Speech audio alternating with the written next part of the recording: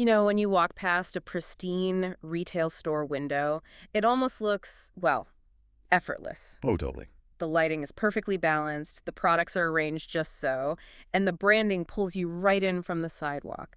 It's like a swan gliding across a lake. Right, but you don't see the feet paddling frantically underwater. Exactly. You take a peek behind the curtain and you see this massive machinery, the intricate data cables, the sheer exhausting cost of making it all look that easy. It's an illusion, a beautiful, highly profitable illusion. It really is. And that's why today we're doing a deep dive into a $12.4 billion retail empire that just got its swagger back.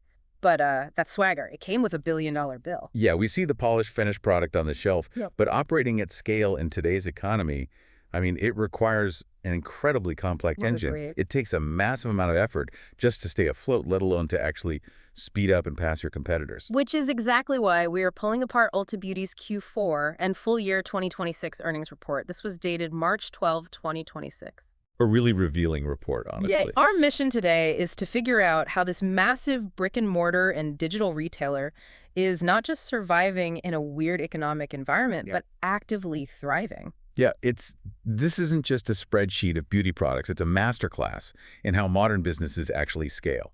Absolutely. It's about data, physical real estate, and, convincing people to part with their discretionary income. And doing it at a time when consumers are guarding their wallets more closely than ever. Exactly. This report tells a story of heavy, really aggressive investments yielding massive top-line growth. But it also highlights the delicate, sometimes terrifying balancing act required to make sure that kind of growth doesn't bankrupt you in the process. So we have to start with the victory lap because the raw numbers here are wild. Let's look at the fourth quarter. Let's do it. Net sales surged 11.8% to hit $3.90 billion. I know, right? They beat Wall Street's expectations by nearly $92 million. Their earnings per share hit $8.71. And when you zoom out to the full year, net sales reached that $12.4 billion mark. Which is, what, nearly a 10% increase? Yep, nearly a 10% increase. Okay, let's unpack this. What makes these numbers so impressive? Well, what's fascinating here is the 5.4% comp growth. Right, the comparable sale. Exactly. In retail, comp growth is the ultimate truth teller. It measures the sales of stores that have been open for at least a year. So it strips out the illusion of growth you get from just like opening a bunch of new locations? You hit the nail on the head. Hitting 5.4% comp growth means their existing footprint is working significantly harder. It's generating much more cash than it did 12 months ago. And what blows my mind isn't just that they crossed the finish line with those numbers, but how they sprinted the last mile. Yeah, the Q4 specifics are really interesting. Right. In that fourth quarter specifically, they saw a 4.2% increase in average ticket size. Which is huge. It is. People weren't just walking through the doors to browse. They were actively putting more items, or more expensive items, into their physical and digital baskets. To put that into perspective, you have to look at the historical context of the broader beauty industry. Okay, lay it on me. Normally, the beauty category creeps along at a very steady, almost boring growth rate of about 2% to 4% annually. Right, it's pretty stable. So when Ulta posts a 5.4% comparable growth rate, they aren't just riding a natural wave of consumer interest. They are actively stealing market share from their competitors. Oh, wow. So they're pulling dollars away from department stores, drugstores, stuff like that. Exactly. And online specialty shops, too, across both mass market and high-end prestige categories. Wait, I have to stop you there. Yeah. Because when I see a 4.2% increase in average ticket size and overall massive revenue bumps, Yeah. well, in an economy where everyone is complaining about the cost of living, my immediate thought is inflation. That makes total sense. Right. Like, if my grocery bill is up 20%, of course Ulta's revenue is going to look inflated. Are consumers actually buying more products? Or is Ulta just jacking up the prices and passing their own increased costs down to the buyer? It is the most logical suspicion to have. And honestly, analysts pushed management on that exact point during the Q&A portion of the earnings call. I bet they did. What did they say?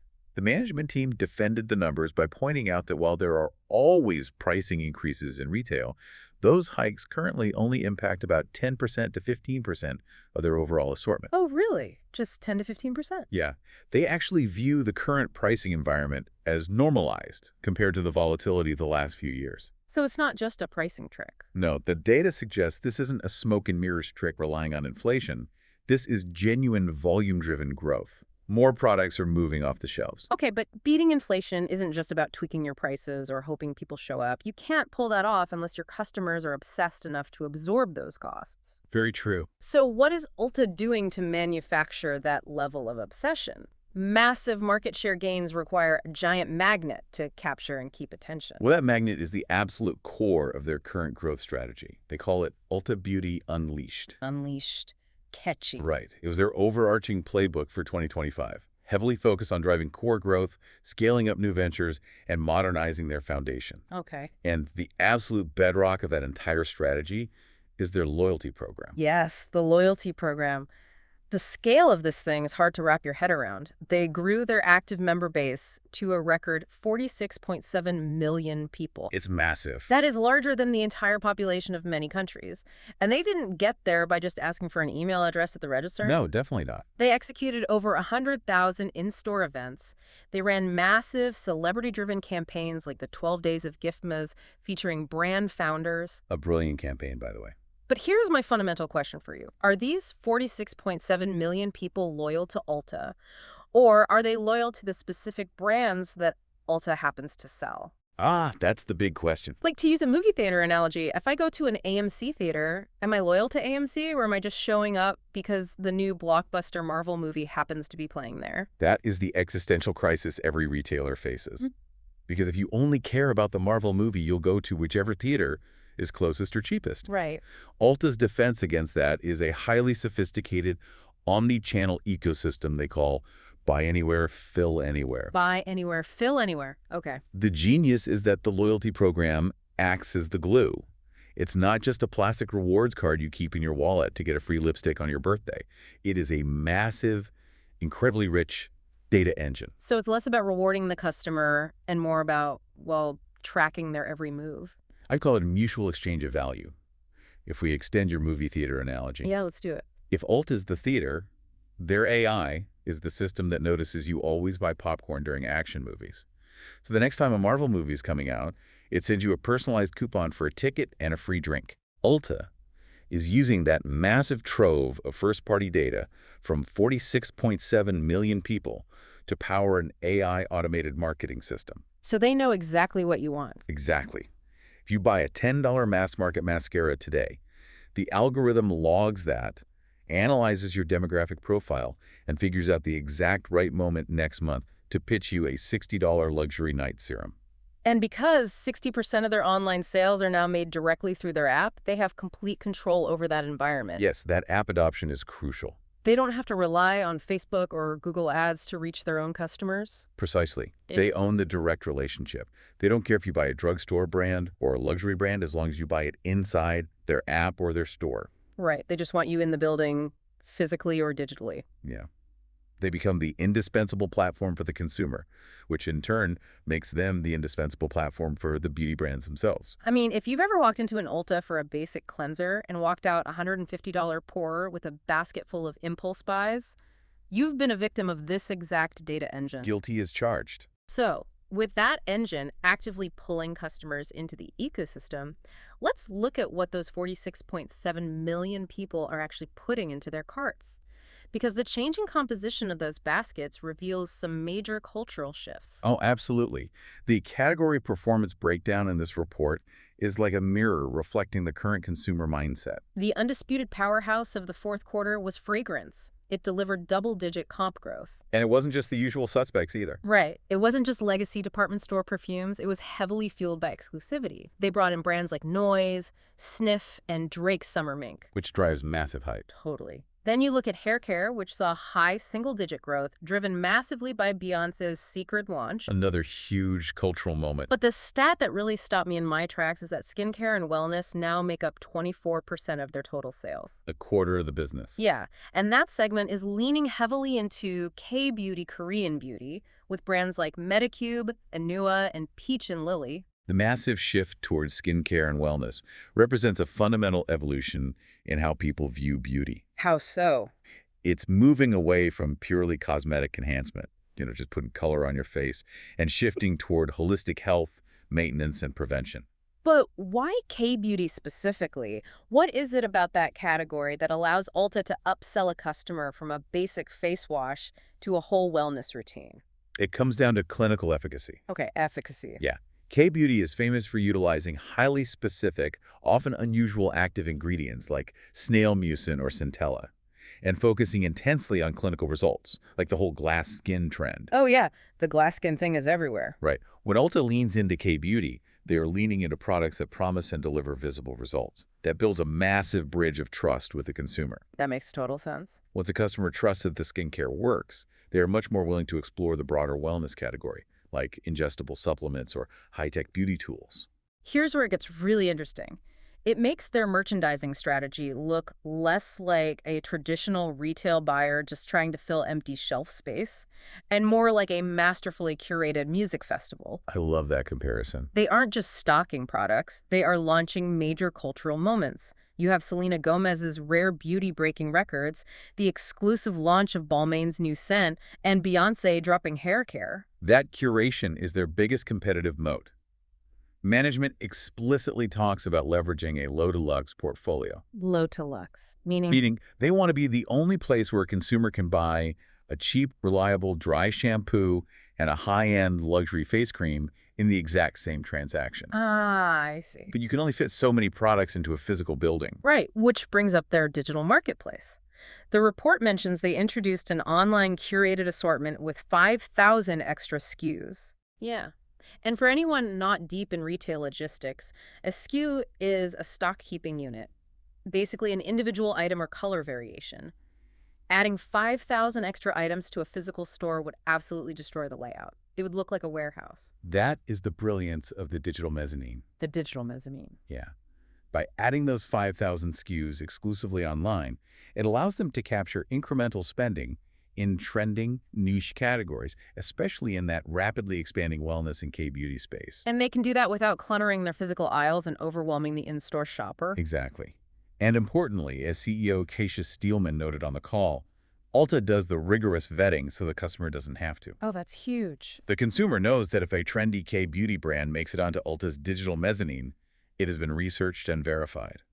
It eliminates choice paralysis in a market completely flooded with flash-in-the-pan TikTok trends. Which sounds like a dream for the consumer. But throwing 100,000 in-store events, vetting thousands of international products, and building predictive AI marketing engines is incredibly expensive.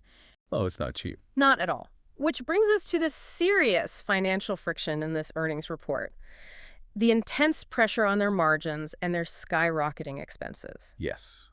The cost of getting their swagger back was very, very real. The numbers on the expense side are genuinely tough to swallow. For Q4, their SG&A, which stands for Selling, General, and Administrative Expenses. Basically, the cost of running the business outside of actually making the products. Exactly. That jumped a massive 23% to hit $1 billion. $1 billion in one quarter. Yeah. For the full year, SG&A rose 17.4%. On top of that, their gross margin faced serious headwinds from an unfavorable channel mix and the deleveraging of their store fixed costs. A lot to absorb. So what does this all mean? Wait, a 23% jump in administrative costs in a single quarter? That sounds like a panic move, or like they essentially bought their top-line revenue by just throwing cash at the wall. I can see why you'd think that. How did investors not freak out at that number? Is spending at this velocity actually sustainable, or is this a temporary sugar high that's going to crash the moment they stop spending? If we connect this to the bigger picture, you have to look at how management framed fiscal 2025 from the very beginning. Okay, frame it for me. If you look at that 23% spike in a vacuum, it is terrifying. But they were entirely transparent that this was going to be a deliberate year of transformation and massive investment. I see. You simply cannot overhaul your global tech stack and expand your international footprint on a shoestring budget. Okay, fair enough. But what specifically did they buy with that extra 23%? Two major things drove that spike. First, a heavy portion of it was actually incentive pay. Incentive pay, like bonuses. Exactly.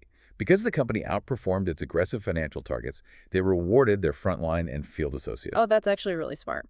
It is. In a service-heavy retail environment, investing in the people on the floor who are actually interacting with the customers is critical to maintaining that 5.4% comp growth. You can't have a luxury experience with miserable, underpaid staff. That makes total sense. You need the staff engaged, And the second driver. The strategic acquisition of Space NK. Space NK is a highly respected luxury beauty retailer with over 80 stores across the UK and Ireland. Oh, wow. So that 23% jump wasn't just them burning cash on digital ads, it was acquiring new profitable real estate and rewarding the staff that keeps the engine running. Okay, even if the expenses have a solid strategic logic, what about the gross margin? You can't survive long term if your margins are eroding. That is where Ulta achieved a massive operational victory that largely offset those massive spending hikes. The operations team had a relentless, laser focus on reducing inventory shrink. Shrink being retail speak for theft and shoplifting, right? Theft is a big part of it, yes, but shrink also encompasses operational loss, things like damaged goods, supply chain errors, and inventory mismanagement. Got it. By cracking down on shrink and finding deep efficiencies in their supply chain, this operational discipline actually helped keep the full-year gross margin up by 30 basis points to 39.1%. Just to clarify for anyone who doesn't spend their days reading finance textbooks, a basis point is 1/100%. Right. So 30 basis points is just 0.3%. I mean, it sounds like a microscopic improvement. It sounds tiny, yes. Mm-hmm. But when you are applying 0.3% to $12.4 billion in revenue, that represents tens of millions of dollars dropping straight to the bottom line. Oh, wow. Yeah, that's real money. It means that while they spent heavily on growth, they effectively plugged the leaks in the hull of the ship.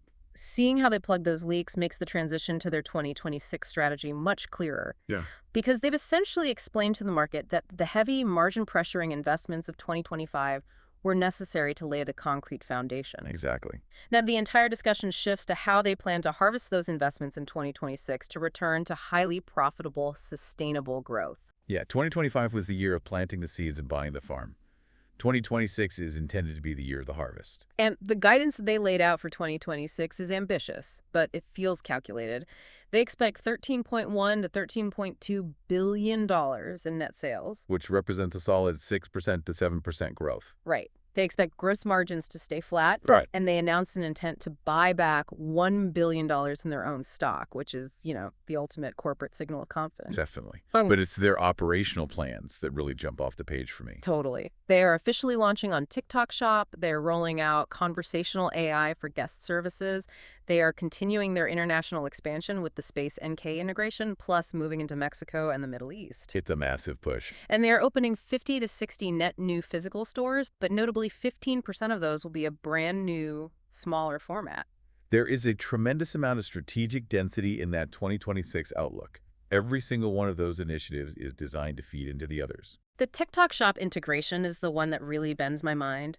When I look at it, it feels like the old home shopping network, but completely reimagined for Gen Z. That's a great way to put it. Instead of calling an 800 number on your television, you are watching a 15-second video tutorial, you see a lip gloss you like, and you buy it with 2 taps right there inside the social media app. It completely bypasses the traditional marketing funnel. But is social commerce truly the future of beauty retail, or is this just a flashy gimmick that will fade when the next app comes along? This raises an important question. And I'd argue it's definitely not a gimmick. Social commerce is fundamentally changing the physics of how we shop. How so? Ulta is actively trying to master the intersection of physical and digital retail. By integrating directly into TikTok, they are drastically shrinking the distance between inspiration and transaction. Right, because you don't have to leave the app. Exactly. The friction of seeing a product, leaving the app, opening a browser, searching for the item, and entering your credit card, it's gone. It's entirely frictionless. But wait, if the future is entirely frictionless digital transactions on TikTok, why on earth are they planning to open 50 to 60 new brick-and-mortar stores next year? How do physical buildings fit into a world where I can buy mascara from a social media video? That is exactly where those new small format stores and their upgraded AI come into play. Oh, tell me more. Ulta is utilizing a new AI-powered order management system to optimize their inventory across their entire global network. By rolling out smaller format physical stores, they are radically improving what retail nerds call four-wall productivity. Four-wall productivity, which basically means wringing every single possible dollar of profit out of the physical square footage of the building. You got it. So smaller stores mean cheaper rent, but the same brand presence. Cheaper rent, but also a dual purpose. These physical locations aren't just showrooms for people to test perfumes. What else are they? They act as highly curated experiential hubs for beauty services and discovery, while simultaneously functioning as localized fulfillment centers for all those digital orders. Yeah. When you buy that lip gloss on TikTok, it might not be shipping from a massive warehouse 3 states away.